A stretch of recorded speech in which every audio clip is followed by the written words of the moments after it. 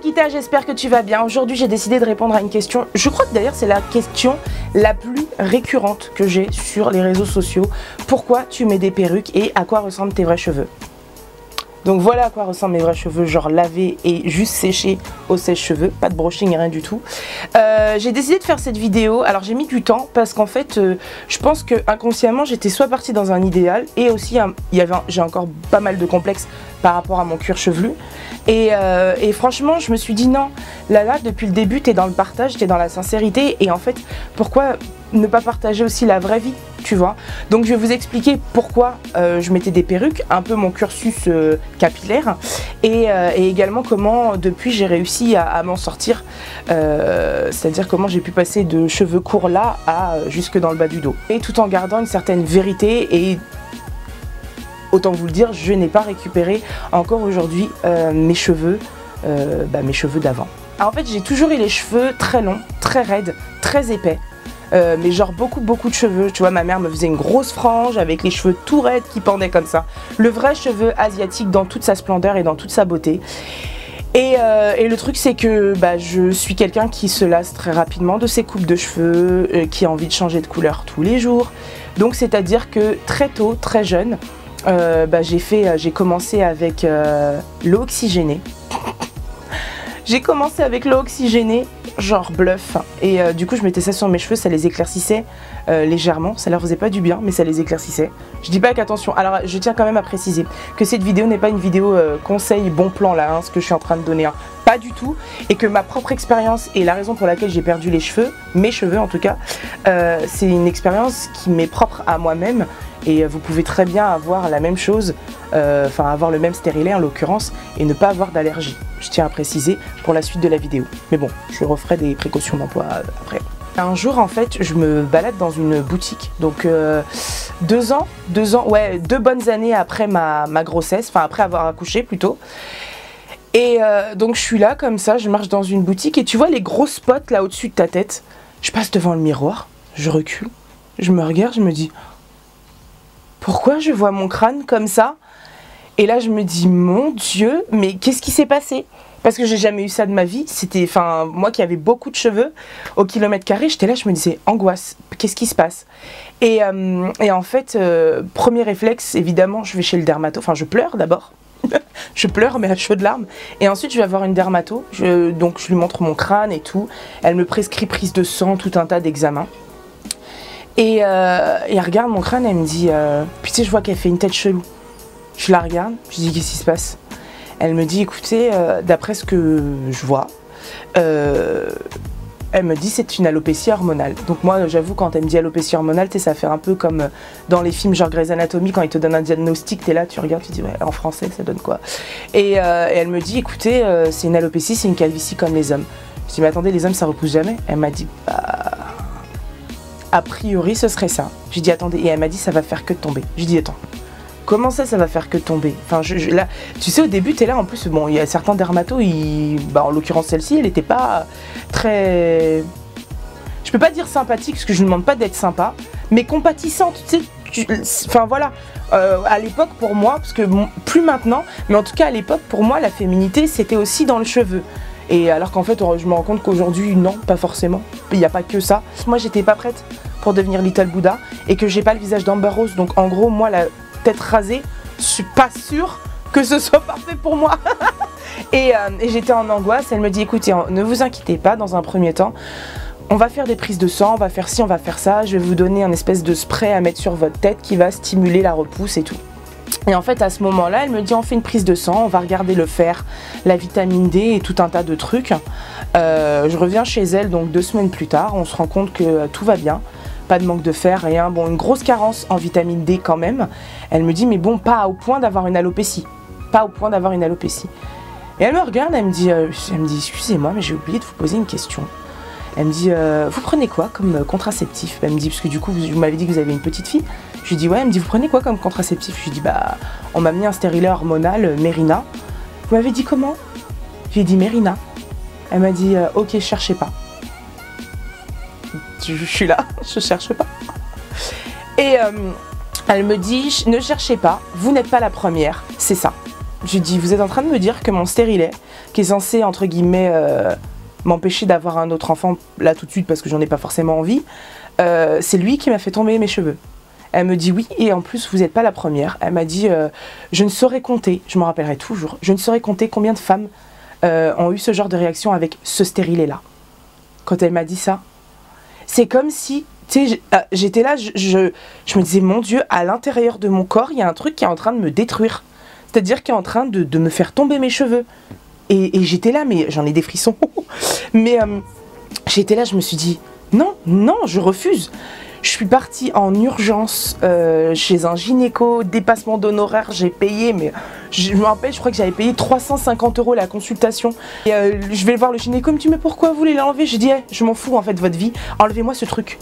J'ai enlevé, je suis partie 2 semaines plus tard voir ma dermatologue qui m'a dit, j'ai dit quoi? Elle m'a dit, mon Dieu, ça repousse.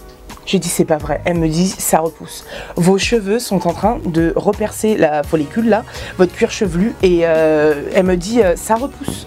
Ça repousse. Et quand elle m'a dit ça, je me suis dit, oh.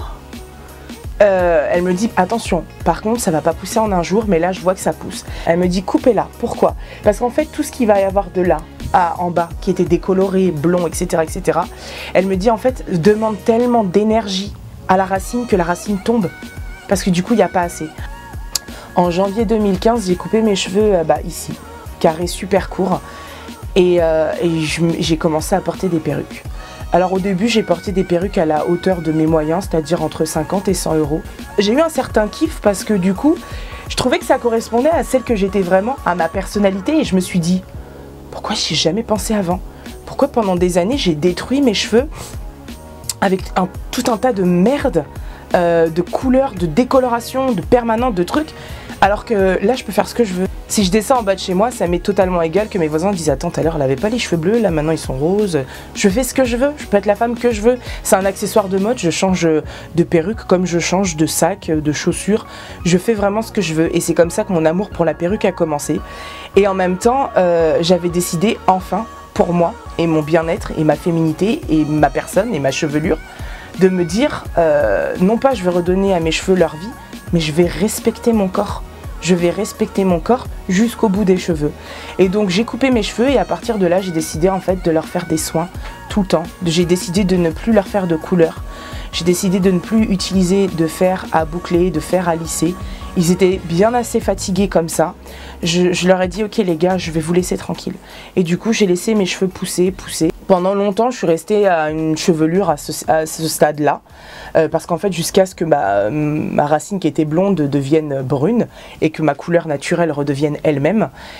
Et voilà, on a le droit de faire des couleurs. Je pense que j'en referai.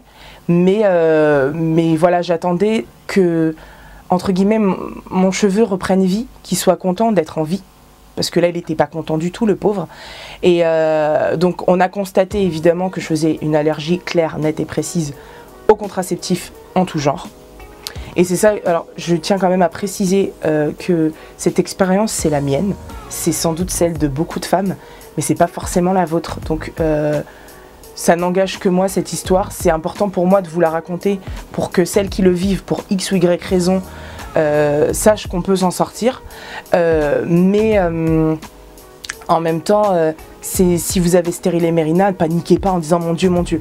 Par contre, si vous constatez que vous perdez énormément de cheveux, toutes saisons confondues, parce que c'est normal qu'on perde des cheveux à certaines saisons, plus que d'autres, mais voilà, si toutes saisons confondues, vous perdez des poignées de cheveux, parce que moi c'était vraiment des poignées, les filles, là, il faut aller voir un dermatologue.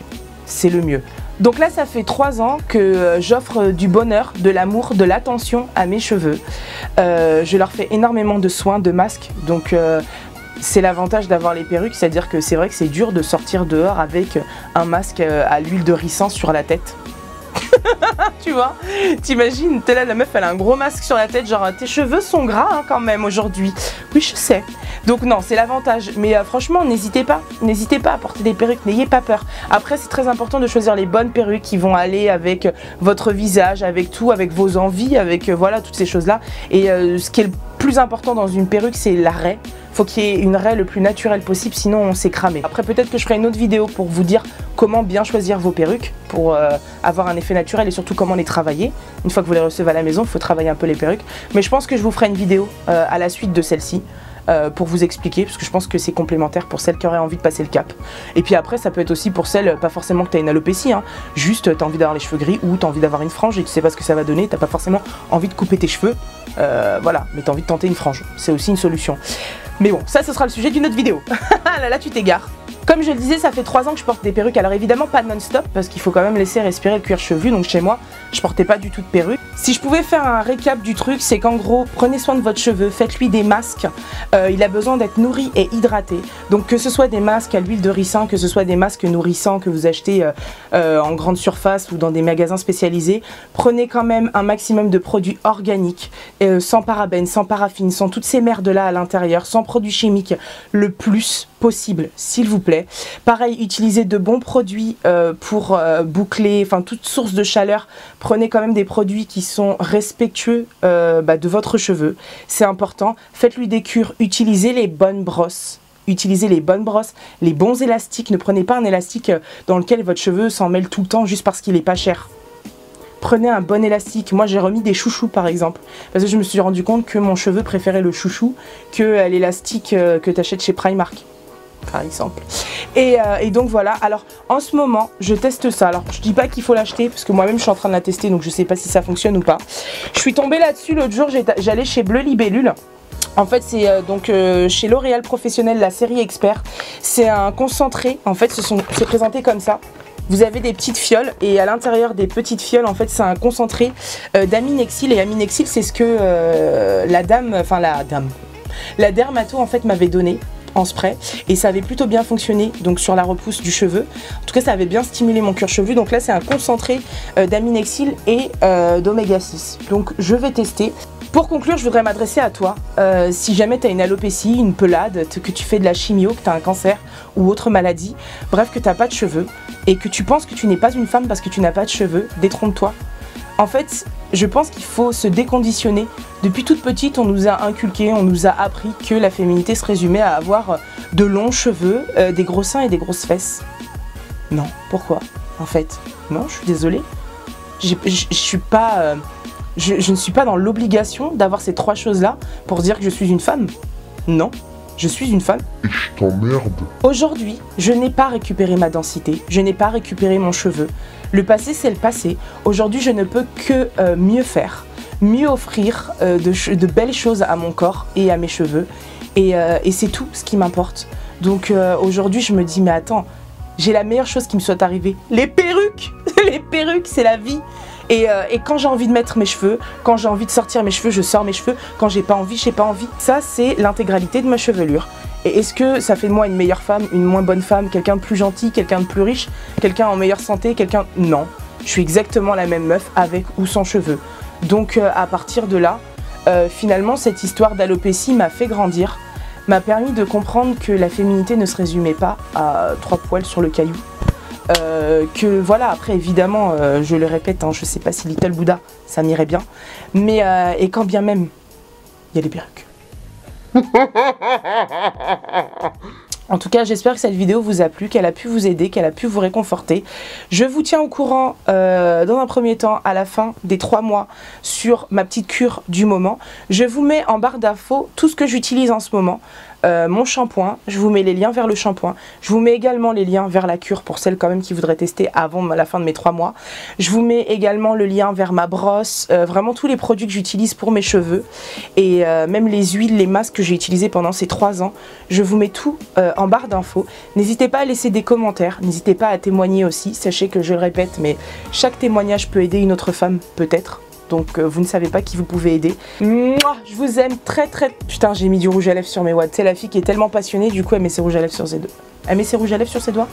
Pas français là. Non mais voilà, n'oubliez pas de partager, commenter, liker si vous sentez que cette vidéo peut aider une pote à vous, une maman à vous, une grand-mère à vous, enfin quelqu'un qui vit ce truc là. Et ben n'hésitez pas à lui envoyer de l'amour autour de vous.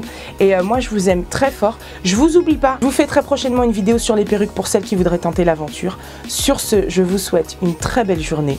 N'oubliez pas de briller, Je vous envoie plein d'amour. Tiens, j'ai un petit bonhomme qui veut venir me rejoindre. Très fort et pardon, je vous remercie pour tout, vraiment pour tout votre soutien, tout votre amour. Voilà, l'union fait la force, moi j'ai besoin de vous, donc restons concentrés et surtout prenez soin de vous. T'as vu, j'ai touché à peine ma bouche pour éviter que le rouge à lèvres se mette dessus. Très beau ce rouge à lèvres d'ailleurs, je le mets en bas.